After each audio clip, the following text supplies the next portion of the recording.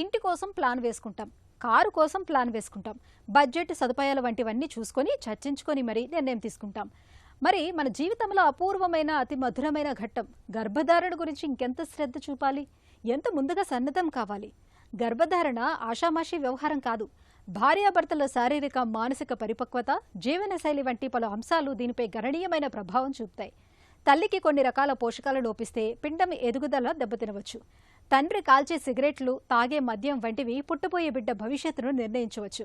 కాబట్టి పండంటి పాప ఈ సంపూర్ణ ఆరోగ్యంతో నట్టింట్లో గంతులెయ్యాలంటే గర్భధారణకు ముందు నుంచే తగు జాగ్రత్తలు తీసుకోవటం, పూర్తి స్థాయిలో సన్నద్ధం కావటం చాలా అవసరం. పండంటి బిడ్డ కోసం పక్కా ప్రణాళిక ఎలా ఉండాలో డాక్టర్ని అడిగి ఇప్పుడు తెలుసుకుందాం.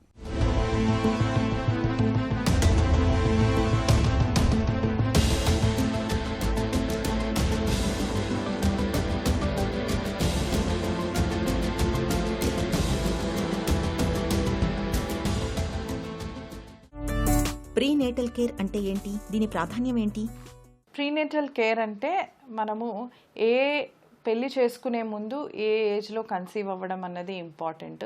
మనకి ప్రెగ్నెన్సీ వచ్చే ముందు నన్ను అడిగితే ఇంకా పెళ్లి చేసుకునే ముందే మాస్టర్ హెల్త్ చెకప్ అన్నది ఇద్దరు వధూవరులు కనుక చూసుకొని ఏమైనా డిసీజెస్ ఉన్నాయా ముందే సార్ట్అవుట్ చేసుకొని, సో ఒకవేళ కనుక అన్నీ బాగా ఉంటే మాత్రం మనకి correct haemoglobin 12 grams haemoglobin, correct thyroid levels, target TSH should be 2.5 for any pregnancy. So ఇలా ఉండి HbA1c లెస్ దెన్ 5.4, ఇట్లా sugars, haemoglobin, thyroid and also blood pressure and also your body weight, BMI మనకి 18 to 24 ఉండేలాగా check చేసుకుని అప్పుడు కనుక మీరు conceive అవుతే మీకు ఒక హెల్దీ ప్రెగ్నెన్సీ సొంతం అవుతుంది. So this is called prenatal care. గర్భిణీ దశలో క్రమం తప్పకుండా ఎలాంటి పరీక్షలు చేయించుకుంటూ ఉండాలి? మీకు ప్రెగ్నెన్సీ టెస్ట్ పాజిటివ్ వచ్చిన వెంటనే first scan for location of pregnancy చేయించుకోండి. మనకు హార్ట్ బీట్ రావడానికి ఇది మనకు 4 weeks కల్లా తెలిసిపోతుంది. 6 weeks కల్లా హార్ట్ బీట్ మనకి తెలుస్తుంది. So some times there can be a repeat scan which is needed. So 6 weeksకి మళ్ళీ మీరు హార్ట్ బీట్కి చెక్ చేసుకోండి. ఆ తర్వాత వన్స్ హార్ట్ బీట్ వచ్చాక మీరు ఏం చేయాలంటే యాంటీనేటల్ ప్రొఫైల్, అందులో మనకి సిరీస్ ఆఫ్ బ్లడ్ టెస్ట్ ఉంటాయన్నమాట ఫాస్టింగ్లో చేసేది. మనకి universal guidelines for diabetes GDM ఏం చెప్తుందంటే మనకి as soon as you are pregnant go for OGTT 75 grams. Sometimes if you have PCOD మీరు ఇంకా ముందే OGTT గ్లూకోజ్ టాలరెన్స్ టెస్ట్ చేసుకోమని చెప్తుందన్నమాట.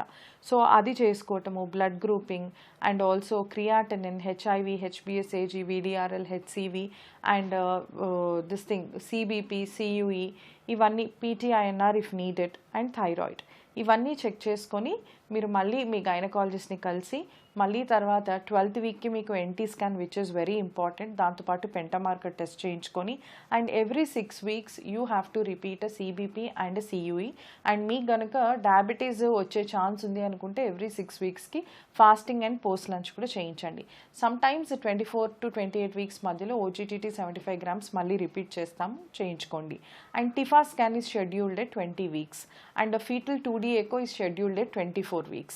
And every 6 weeks better get a scan. నా దగ్గరకు వచ్చే వాళ్ళకు 2 scans ఎక్కువే అవుతాయి, బట్ దట్ ఈస్ ఓకే. సడన్గా ఉమ్మనీరు తగ్గిపోయింది, మాకు తెలియలేదు, బేబీ కదలట్లేదు, సడన్గా బేబీ డెత్ అయిపోవడం, ఇవన్నీ మనం అరికట్టుకోవాలి అంటే మనము అట్లీస్ట్ వన్స్ ఇన్ 6 weeks ఉమ్మనీరు లెవెల్ ఎంత ఉంది మనం చెక్ చేసుకుంటూ డెఫినెట్గా మనకి మంచి జరుగుతుంది. హై బీపీ, షుగర్, ఫిట్స్ వంటి దీర్ఘకాలిక జబ్బులు ఉన్నప్పుడు గర్భిణీలు ఎలాంటి జాగ్రత్తలు తీసుకోవాలి? ఫస్ట్ మీరు ప్రెగ్నెన్సీ ముందు నుంచే జాగ్రత్తలు తీసుకోవాలి. కొన్ని మందులు ఏమంటే మనకి టెరటోజెనిక్ డ్రగ్స్ అంటారు. మనకి ఫిట్స్లో కార్బమజెపిన్, మనకి ఫినెటాయిన్, ఫినోబాబిటోన్, ఇట్లాంటివన్నీ ఏమంటే పిండంలో అవయవ లోపాలు తీసుకొచ్చే అవకాశాలు ఉంటాయి. ఒకవేళ కనుక మీరు అట్లాంటి మందులు వాడుతున్నట్లయితే మీకు ప్రెగ్నెన్సీ అన్నది చాలా ప్లాన్డ్గా ఉండాలి.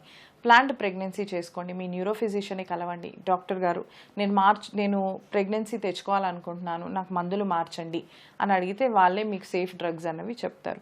అట్లానే బీపీ, ACE ఇన్హిబిటర్స్ అట్లాంటివి ఏమన్నా వాడితే కనుక they will change to something which is pregnancy friendly అనమాట. అండ్ అట్లానే డయాబెటీస్లో కూడా కొన్ని డ్రగ్స్ మార్చి simple metformin or human insulin మనకి పెడతారు, చేంజ్ చేసి, సో దట్ పిండంలో అవయవ లోపాలు రాకుండా మనకి కాపాడతారనమాట డ్రగ్స్ మార్చి. సో ఇలాంటి జాగ్రత్తలు అండ్ దానికి తోడు life style changes, food, sleep ఇలాంటివి కనుక తీసుకుంటే మనకి ఈ దీర్ఘకాలిక జబ్బుల ప్రభావం మనకి ప్రెగ్నెన్సీలో చాలా తగ్గుతుంది. అంటే ఇన్ ఏ గుడ్ వే మనకి ఇట్ ఈస్ బెనిఫిషియల్ అనమాట. అండ్ ఎవ్రీ 6 వీక్స్కి మీ స్పెషలిస్ట్ దగ్గరికి వెళ్ళి మందులు డోస్ తగ్గించుకోవాలా పెంచుకోవాలా చెక్ చేసుకుంటూ ఉండాలి. దానికి రిపీటెడ్గా మనము హోమ్ బీపీ మానిటరింగ్ అన్నది వెరీ వెరీ ఇంపార్టెంట్.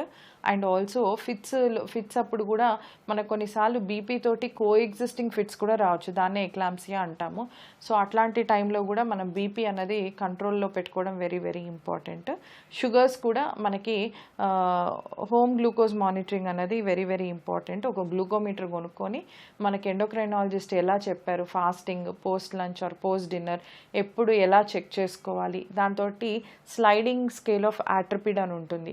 సో దానికి ఆట్రపిడ్ మనం ఎట్లా టైట్రేట్ చేసుకోవాలి, డోస్, అవన్నీ మనకి ఈ మానిటరింగ్లో మనకి హెల్ప్ అవుతాయి. తద్వారా మనకి షుగర్స్ పెరగకుండా హోమ్ బీపీ మానిటరింగ్లో గనక ఈ డోస్ ఫలానా డోస్ 100 mg పెడితే సరిపోవట్లేదు, ఇంకా బీపీ 140/90 వస్తుంది అట్లా అనుకున్నప్పుడు మళ్ళీ మీ ఫిజిషియన్ దగ్గరికి వెళ్ళి మళ్ళీ బీపీ డోస్ అన్నది, ఆ మాత్రల డోస్ అన్నది మీరు మార్పించుకోవచ్చు. సో ఇట్లా కాన్స్టెంట్ మానిటరింగ్ అన్నది వెరీ వెరీ ఇంపార్టెంట్. గర్భం ధరించాక థైరాయిడ్, ఎపిలెప్సీ మందుల్ని ఆపేయొచ్చా?